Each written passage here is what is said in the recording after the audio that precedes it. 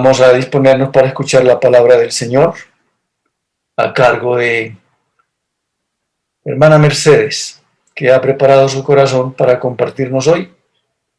Y siempre ha sido muy grato escucharle y una vez más hoy tenemos esa bella oportunidad. Quiero invitarles a que vayan buscando por ahí en el Evangelio según San Mateo. Vamos hoy a trabajar sobre el capítulo 11, del versículo 26 hasta finalizar el capítulo. Y quiero hablarles en esta ocasión sobre un tema que he llamado preparándonos o preparémonos para predicar como Jesús. Y quiero iniciar con una pregunta. Y es, ¿cuántos de nosotros usamos agendas? Bien sea en papel o ahora en medios electrónicos para recordar fechas, propósitos, actividades, para escribir notas y así poder saber lo que necesitamos hacer. Yo creo que la época actual en la que vivimos nos obliga precisamente a usar agendas. Y porque esa agenda nos recuerda los compromisos, las tareas, los cumpleaños, los horarios, etcétera. Y ahora también quiero que nos hagamos una segunda pregunta y es, ¿cuánto de ese contenido está relacionado con nuestra preparación como predicadores? ¿Cuánto de esa agenda se conecta con el descubrimiento de la agenda divina? ¿Cuánto de esa agenda nos conecta con las comunidades a las cuales el Señor nos permite servir, predicar, enseñar? Y es porque creo que esta es una de las tareas más importantes que el Señor nos ha entregado a nosotros como sus ministros. Cuando vamos a predicar, cuando vamos a exponer la palabra, pues la comunidad viene, bien sea ahora a través de medios virtuales o presencialmente, viene afectados por sus cargas personales. Problemas de salud, la economía, el desempleo, las luchas propias, las presiones externas, internas, depresiones, y a eso súmele, bueno, cuántas otras cosas más. También venimos, o la comunidad viene con cargas familiares, el tiempo, la economía, las diferentes etapas de la vida, los ajustes en cada etapa. Las cargas sociales, ¿no? Y en este tiempo sí que las estamos observando, todas estas presiones económicas que estamos viviendo, que el mundo está viviendo, las tensiones por la inestabilidad, por ejemplo, de los empleos, las amenazas por el IVA, las cantidades de impuestos, la violencia que no cesa, por ejemplo, en nuestros países, y bueno, todas las consecuencias, ¿no? De la pandemia. Y nosotros como ministros pues venimos luchando, ¿no? Tenemos también las cargas eclesiales, las cargas del ministerio donde el Señor nos ha colocado. Conocemos también cómo vivimos luchas con las personas con las cuales crecemos y aprendemos, problemas espirituales, incapacidades, nos acabaron de dar testimonios también y los hemos vivido de una y otra forma sobre las presiones económicas y en definitiva, pues muchas presiones que como ministros y siervos del Señor vivimos. Y ante contextos con tantas presiones y con tantas cargas, nos preguntamos, nos hacemos una tercera pregunta y es ¿cómo podemos prepararnos, ¿no? Como predicadores de este valioso tesoro, ¿no? Que el Señor nos ha dado y es precisamente exponer la palabra. Yo les invito a que vayamos con el Señor para aprender del modelo de modelos y cómo Él se preparó como predicador en dos recursos o en dos elementos esenciales. Y entonces ahora vamos a leer el texto. Mateo 11, 25 en adelante. En aquel tiempo Jesús dijo, te alabo Padre, Señor del cielo y de la tierra, porque has mostrado a los sencillos las cosas que escondiste de los sabios y entendidos. Sí, Padre, porque así lo has querido. Mi Padre me ha entregado todas las cosas. Nadie conoce realmente al Hijo sino el Padre, y nadie conoce realmente al Padre sino el Hijo, y aquellos a quienes el Hijo quiera darlo a conocer. Vengan a mí, todos ustedes que están cansados de sus trabajos y cargas, y yo los haré descansar. Acepten el yugo que les pongo y aprendan de mí que soy paciente y de corazón humilde, y así encontrarán descanso, porque el yugo que les pongo y la carga que les doy a llevar son ligeros. Quiero que en esta mañana, en primera instancia, miremos el primer elemento esencial que nos enseña nuestro Señor sobre su preparación como predicadores. El libro de Mateo es un libro, pues lo conocemos como un evangelio escrito hacia los judíos y que tiene sobre todo el interés de mostrar que Jesús es el Mesías. Es un libro que se ha reconocido como un manual de discipulado y de enseñanza para la iglesia. Y es muy interesante porque en el auditorio primero de Jesús, igual que para estos tiempos, las personas estaban con muchas cargas impuestas por el Imperio Romano, por la tiranía, por la pobreza, por la corrupción, por la escasez de impuestos, de esclavitud en muchos sentidos. Y no solo eso, sino también cargas impuestas por los maestros religiosos, que les habían puesto cargas que, como nosotros leemos y hemos observado, dice que ni siquiera ellos mismos las querían llevar. Y este evangelio entonces es muy interesante porque el Señor viene precisamente para mostrar que en medio de esas cargas Él viene a cambiar esas realidades, viene a mostrar que tantas cargas externas e internas, Él necesita acompañar a la gente. Pero para esto lo primero que Él hace y que creo que nos invita en esta mañana es que en nuestra preparación como predicadores necesitamos chequear continuamente la agenda con el Padre. Cuando yo observo este pasaje es como si el Señor estuviera por los contextos haciendo un pare, ¿no? Dice por aquel tiempo, ¿no? Y han pasado ahí varias cosas y es que la presión sobre él ha comenzado a aumentar porque la gente lo ve como que traer ideas y estructuras diferentes, entonces los sacerdotes comienzan a hacerle la perseguidora.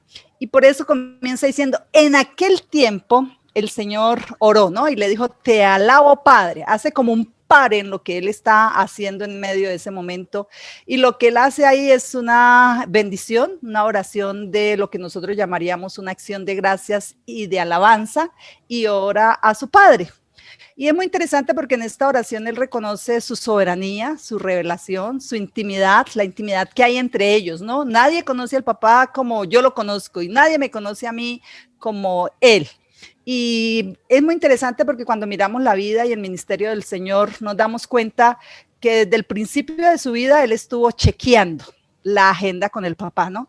Así como cuando nosotros hacemos una agenda y decimos hoy debo hacer 5 cosas y vamos haciéndole un chulito para decirle o para decir, ya hice esto, papá van a buscarlo. Él le dice, no, es que en los negocios de mi papá me es necesario estar. Cuando ha llegado el tiempo de empezar su ministerio, el Señor va a agendar con el Padre su vida y su ministerio. Se mete en 40 días de ayuno y esto es mucha preparación precisamente para predicar y para lo que era la misión de Jesús aquí en la tierra. Creo que el Señor se metió allí en esos 40 días para preguntarle al papá, para orarle, para preguntarle y meditar y en últimas para concretar la agenda con él. Y esto es muy interesante porque cuando él sale de ahí el diablo lo tienta. El Señor sabe qué responderle, pero no solamente eso, sino que no se deja nunca desviar del propósito eterno, porque estaba chequeando con el Padre lo que tenía que hacer. Cuando miramos el contexto y la vida de nuestro Señor, nos damos cuenta que Él no hacía nada sin revisar la agenda con el papá. Por ejemplo, el capítulo nos habla, el contexto mejor nos habla de cómo cuando Juan el Bautista muere, dice la palabra que él se retiró a un lugar desierto, ¿no? Para arreglar, para revisar, para mirar cómo iba él precisamente en su agenda. Normalmente también observamos, usted por ejemplo lo puede observar en el mismo evangelio en el capítulo 14, cómo después de predicar, él iba a revisar la agenda con el Padre. Cuando pienso en esto me acuerdo de uno de los mentores que el Señor me ha permitido tener y es el hermano Jorge Atiencia. Cuando él predicaba yo siempre observaba que él se desaparecía. Nosotros normalmente por lo contrario, o por lo menos en mi caso, cuando yo predicaba corría mientras se oraba a pararme en la puerta y saludar a la gente. Yo decía, a ver, ¿por qué se va? Y después en alguna ocasión le preguntamos y él dijo, no, yo me voy a revisar y me voy a orar. Y después de la predicación me voy a hacerle preguntas al Señor como, por ejemplo, Señor, ¿te hice quedar bien? ¿Sí prediqué lo que tú me pusiste? Sí pude decir, Señor, como Jeremías, lo que he dicho al pueblo fue lo que oí en tu presencia. Y qué interesante y qué lindo saber que nuestro Señor hacía eso, ¿no? Por ejemplo, cuando fue a llamar a sus discípulos, dice la escritura que pasó la noche orando, revisando, es decir, entre tanta gente, quiénes eran los que iban a ser sus discípulos. Y es muy lindo saber que él cumplió hasta esa agenda, ¿no? Al final dice, Señor, todos los que me diste, te los devuelvo. Solo se perdió el que se tenía que perder, porque él iba chequeando todo lo que era su mensaje, su predicación, su acción, precisamente con el Padre. Cuando, por ejemplo, hizo uno de los milagros que el Padre le dio como instrucciones, por ejemplo, en la resurrección de Lázaro, ¿no?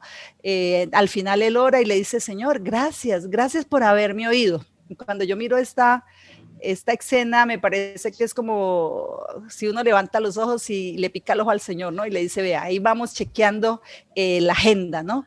Cuando leemos, por ejemplo, el Evangelio según San Juan y él ora por los discípulos, cuando mira a Pedro y le dice, Satanás os ha pedido, pero yo he pedido al Padre que tu fe no falte, ¿no? Y siempre observamos como esas noticas al final de todo lo que el Señor hizo. Y es muy interesante porque cuando leemos el texto dice que en esa agenda él descubre que el Padre se esconde para unos y se revela para otros. Dice que escondiste estas cosas de los sabios y entendidos.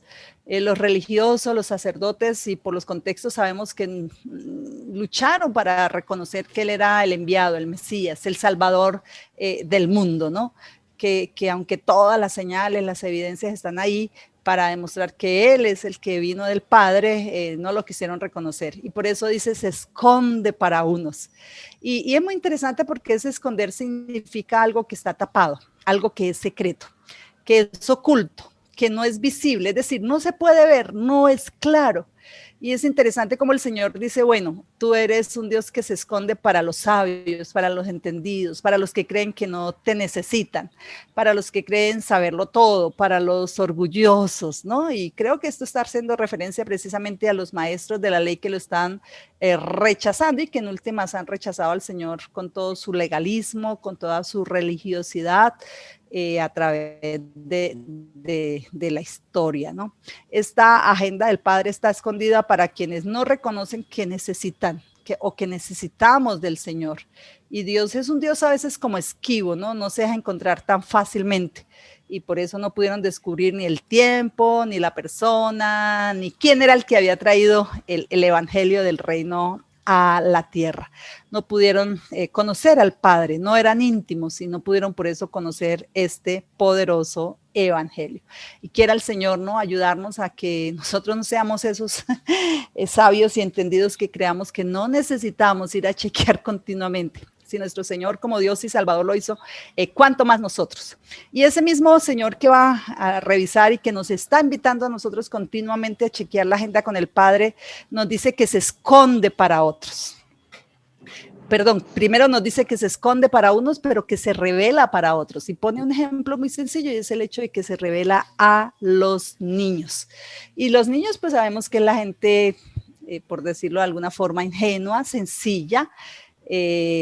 Podríamos pensar también en toda la gente que a través de los evangelios el Señor se les manifestó, ¿no? Los despreciados, los enfermos, los desahuciados, los oprimidos, y a toda una comunidad que estaba tan necesitada. Cuando yo pienso en estas dos imágenes, se me viene una imagen de cuando yo era niña.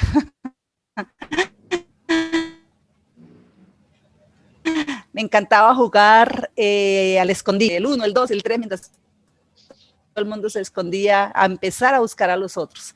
Y creo que Dios es como un Dios juguetón, el Dios que se esconde, que se muestra a unos y que se esconde para otros. Pero que es tan lindo que Él se deja encontrar por quienes lo buscan. Y por eso el hijo lo sabe, y el hijo por eso va continuamente a chequear la agenda con el papá. Es una relación muy especial de hijo con el padre, es una relación de intimidad. Y es tan linda esta imagen de este juego que ellos se dejan colar. ¿Dejan colar a quiénes? A quienes tienen interés en conocer al Padre y al Hijo. Tienen interés en que les muestre los secretos, ¿no? Te llevaré y te enseñaré allí lo que está escondido. Y esta revelación tiene que ver con descubrir lo que está oculto. Es contarnos los propósitos, los planes, darnos a conocer la misión del reino. Porque en últimas la revelación es una persona. el ser descubierto en este caso es conocer precisamente la salvación y conocer esta obra del Dios Trino, ¿no? El Dios Padre, el Dios Hijo, el Dios Espíritu Santo y darnos a conocer sus planes y sus propósitos. Por eso una y otra vez él repite, ¿no? Mi papá trabaja y pues yo trabajo, ¿no? Y el hijo hace lo que ve hacer al padre y pues todos sabemos, los que tienen hijos saben cómo ellos van repitiendo precisamente lo que ven hacer al papá. Y qué maravilloso este Dios que se muestra a quienes están continuamente y especialmente nosotros que tenemos esa tarea de llevar la palabra a otros, que muestra, ¿no? Lo profundo, lo sencillo a su vez de la fe, del poder del evangelio sobre la vida de nosotros. Por eso él sabe que es en la intimidad, en la relación, en la oración, que esa intimidad no es información, y ustedes y yo pues podemos tener mucha información, ¿no? Pero por eso usa la figura que se la deja conocer a los niños, a los pequeños, a los débiles, a los indefensos, a los excluidos, a los oprimidos, a los que están llenos de cargas, tanto externas como internas, tanto de la sociedad como aún de la religiosidad. Y por eso creo que el Señor nos invita en esta mañana a precisamente prepararnos como predicadores, como maestros de la palabra, a preguntarnos, ¿cuál es, por ejemplo, tu palabra para mí y para otros? ¿Cómo voy? Señor, ¿qué quito y qué pongo aquí en mi vida? ¿Dónde estoy? Esta semana, bueno, la semana pasada cuando acepté esta exposición y cuando la semana pasada quedó una meta tan alta después de la exposición del predicador, y cuando él dijo, no, es que ahí está Manuel, está Pedro, está Mercedes, y yo dije, Dios mío, y me hice la misma pregunta, Señor, ¿yo qué voy entonces a predicar? Y sobre todo con estas metas tan altas, y fue una gran lucha ir al Señor, orar, estudiar, revisar, ¿cuál es, Señor, tu palabra para mí y para ellos? El segundo elemento esencial que aprendemos de la vida de Jesús como predicador y que creo que en nuestra preparación como predicadores necesitamos chequear, después de chequear la agenda con el Padre, es chequear continuamente la realidad del pueblo. Si ustedes se dan cuenta, Jesús no solamente conocía la agenda del Padre, conocía la agenda del pueblo. Él sabía dónde estaban las necesidades, él sabía todo lo que tenía relación con los pueblos, con las mujeres, con los niños, con los ancianos, con los enfermos, con los oprimidos, ¿no? Me parece que él no sufría, y de pronto mi hermano de Venezuela no sabe ese término, pero nosotros los colombianos lo entendemos, y es el síndrome de la vivienda. Él no sufría ese síndrome, él no estaba en el lugar ni en el tiempo equivocado. Él hacía las preguntas pertinentes, él sabía cómo llegar porque él conocía la realidad de su pueblo. Él observa que su pueblo está cansado, está oprimido, que está como ovejas sin pastor, que tienen muchas cargas, ¿no? Las cargas sociales, las cargas políticas, las cargas económicas, las cargas de opresión, de impuestos, igual que las de nosotros, que hay muchas enfermedades, que hay mucha opresión espiritual, que hay hambre, que hay sed, y que la gente está cansada de llevar tantas cargas. Y como si fuera poco, entonces todas las cargas de los religiosos, de los fariseos, de los legalistas, ¿no?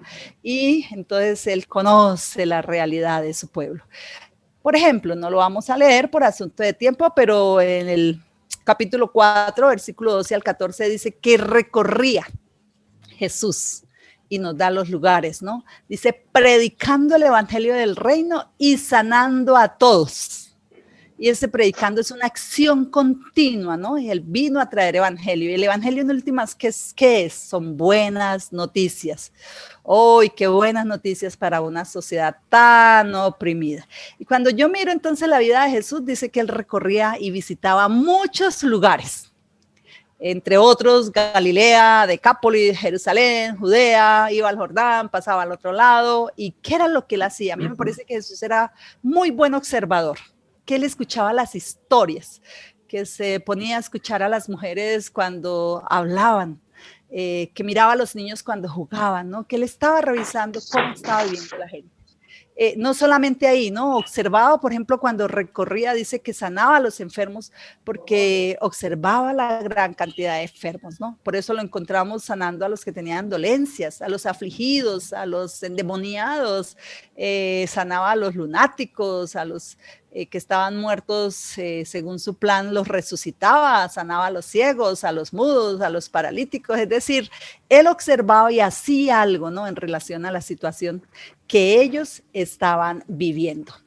Él observaba, muy interesante que observaba la opresión del pueblo. Por ejemplo, en el capítulo 9, el versículo 35 al 38, él mira lo que está pasando adentro, ¿no? Como la sinagoga, como el templo, habían sido lugares consagrados para hacer casas de oración, para que la gente viniera a traer sus cargas, sus aflicciones, pero se había vuelto al contrario, lugares de opresión, lugares de cargas, separación, ustedes son pecadores, nosotros no somos pecadores, y era una carga tan pesada que, cierto, él dijo, mire, ustedes ponen tantas cargas que ustedes ni siquiera quieren levantar con un dedo, ¿no? Él observa esa opresión, observa y por eso comienza la tensión religiosa contra él, es decir, no solo la gente lo está viviendo, sino aún él mismo. Que si los discípulos no ayunan, que si se puede comer, que si podemos comer con las manos sucias. Bueno, tantas situaciones él estaba observándolas. En la sinagoga observa, ¿no? Toda la hipocresía, toda la opresión religiosa, en el templo toda la negociación. Es decir, Jesús es un excelente observador.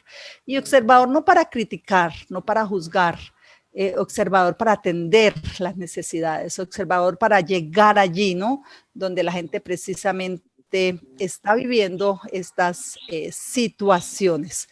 Recorre una y otra vez, sigue predicando, sigue enseñando, sigue sanando y actuando a favor de la gente. Ahora, ¿el Señor para qué observa?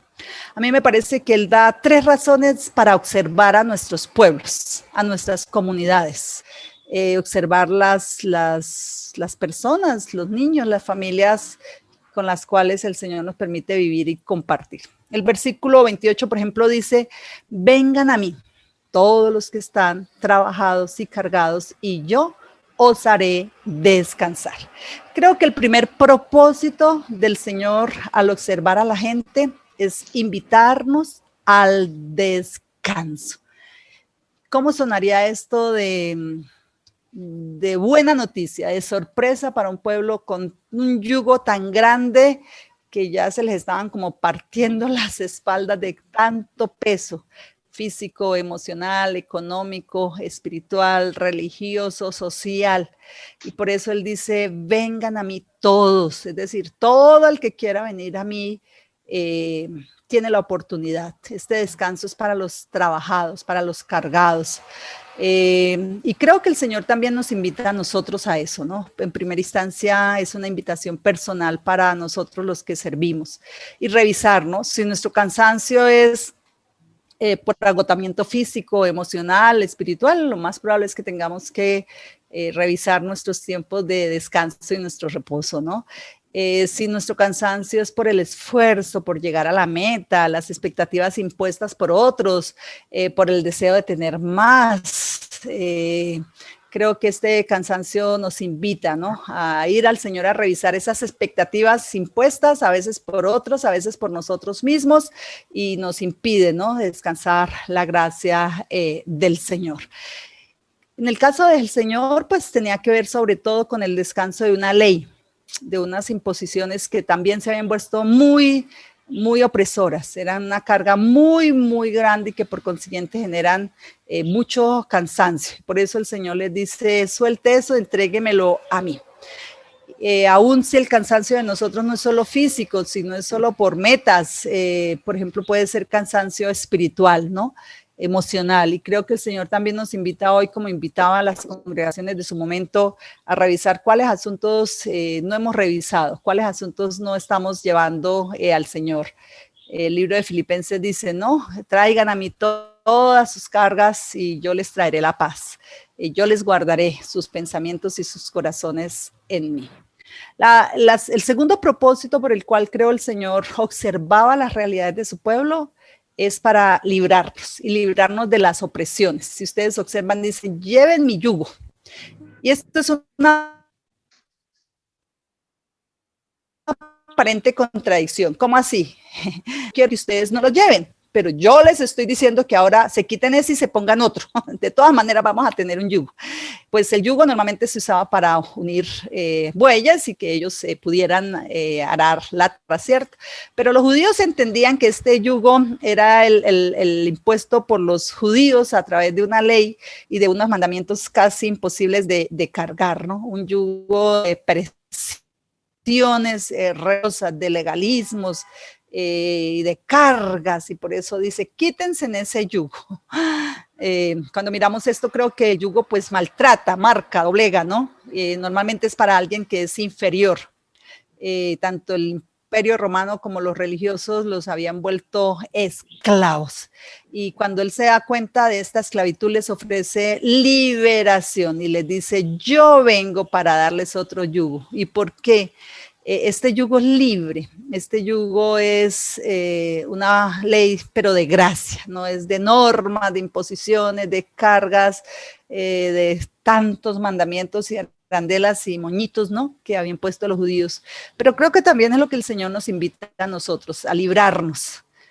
Yo personalmente crecí en un contexto de mucho legalismo y ahora ha sido el ir disfrutando más y más la gracia del Señor y entender que Él me libera, que nos libera. Nosotros a veces ponemos muchas cargas y el Señor nos invita en segunda instancia a liberarnos de cosas que ni quitan ni ponen. El tercer propósito nos dice, aprendan de mí, que soy manso y humilde de corazón y ustedes hallarán descanso para sus almas, para sus vidas. Y aunque el Señor tenía mucho que hacer y muchas personas para sanar y muchas cosas para atender, Él vivía su vida en libertad. Ese yugo y ese hecho de poder aprender de mí implicaba tener, por ejemplo, el verdadero sentido del reposo, del descanso. Pero para ellos entonces el reposo y el descanso era al contrario, un tedio, una esclavitud, un legalismo. El Señor los invita al descanso, a la libertad. Por eso el Señor usa pues esta figura para hablarnos y que aprendamos de Él, ¿no? Soy manso, soy paciente, soy humilde, vivo libre. ¿Y qué nos está diciendo el Señor, no? Les ofrezco un nuevo yugo porque yo nunca les pido más de lo que puedan llevar. Y creo que lo interesante aquí es que si les pido más, yo lo cargo con ustedes. Yo me identifico con su dolor, no les pongo una carga que es, cárguenla ustedes y para beneficio mío, ¿no? No, yo me identifico con su dolor, con su sufrimiento, con su pobreza. Al ser manso y humilde, voy caminando con ustedes. Y es más, les adelanto, yo voy adelante de ustedes. Y creo que al final el Señor se puso el yugo de la cruz para podernos liberar, para podernos salvar, para que entendamos que somos salvos por su gracia, por su misericordia. Y por eso dice, y hallarán descanso para sus almas. Y esta es una cita de Jeremías, después de la destrucción que vive la nación. Y es un yugo que viene cuando nos es una liberación que viene cuando nos arrepentimos de nuestras malas obras y que volvemos nuestro corazón al Señor. Por eso el Señor nos invita a que podemos tomar su yugo porque Él es a quien señala toda la Escritura. Cuando pienso en esto, precisamente me llama la atención, ¿no?, que hay dos elementos centrales en Jesús a las que hoy nos invita. Una es revisar nuestra agenda con el Padre, chequear en términos de agenda, chequear cuál es su plan, su propósito, su vida para nosotros en medio de este tiempo. Y lo segundo es chequear cómo está pues la realidad de los pueblos con los que nosotros estamos compartiendo y estamos viviendo. Ese hecho, por ejemplo, en la vida de Jesús le permitió no desviarse, cumplió perfectamente el plan y el propósito del Señor. Conoció también cómo estaba la gente, cómo pudo hacerse conocer de la gente humilde y de la gente sencilla. cómo pudo atenderles y sobre todo invitarles al descanso, a la liberación, invitarles a descansar en Él. El Señor no fue ciego, no fue sordo, estuvo ahí todo el tiempo. Y por eso una y otra vez pudo decirle a la gente, vengan a mí y beban, ¿no? Yo les doy vida eterna.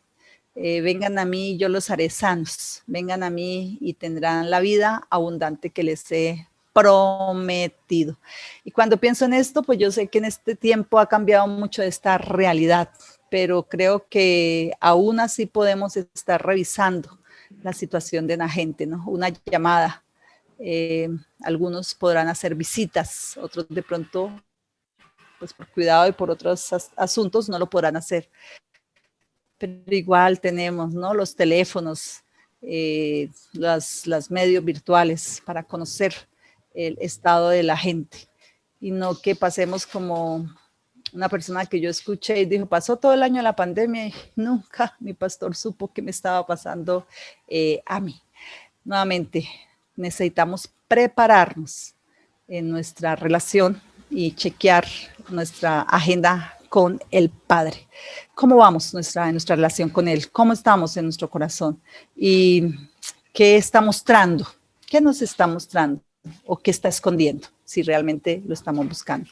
En relación al pueblo, necesitamos revisar los vecinos, la gente, las noticias, el periódico, las historias, las emisoras, cómo está viviendo la gente y cuáles son sus cargas y cómo podemos acompañarles, no solo dándoles una predicación, sino llegando, atendiendo sus necesidades. Necesitamos observarlos. Una de las excelentes formas que yo he encontrado para observar la comunidad en la que el Señor me permite vivir son las caminatas de oración. A mí me gusta caminar, pero mientras camino no solo hago el ejercicio de caminar, me gusta caminar y observar el borracho y poder orar por él. El drogadicto, los drogadictos que están en una esquina, poder orar por esos chicos. Pasar por la calle, mirar los supermercados, mirar la gente. Me ha ayudado mucho para ver qué está pasando afuera del lugar donde estoy viviendo. Escuchar, ¿no?, las historias en el supermercado, en la tienda. Necesitamos, ¿no?, visitar, como les dije, en lo posible. Y revisar aún, si solo nos hemos vuelto predicadores, lo posible usted escoja una o dos acciones para trabajar sobre ellas. Que hoy pensemos si necesito incluir en mi agenda personal más elementos de cómo chequear la agenda con el papá, con nuestro padre. Escoja por lo menos uno. ¿Qué podría usted poner en práctica y decir, en mi agenda diaria yo necesito chequear la agenda con el padre? De la agenda con el pueblo, de cómo chequear las realidades, qué puedo hacer para entender, para conocer y para acercarme más a la gente y que la gente no diga, ay, somos como ovejas de San, sino que podamos decir, esos pastores están con nosotros en las buenas y en las malas. Que el Señor nos ayude a descansar, que el Señor nos ayude a caminar con Él, porque cuando caminamos con Él en su yugo, ni nos adelantamos ni nos atrasamos y conocemos lo que es prepararnos para predicar como Jesús. Dos elementos. Primero, chequeando la agenda con el Padre y segundo, chequeando la realidad del pueblo.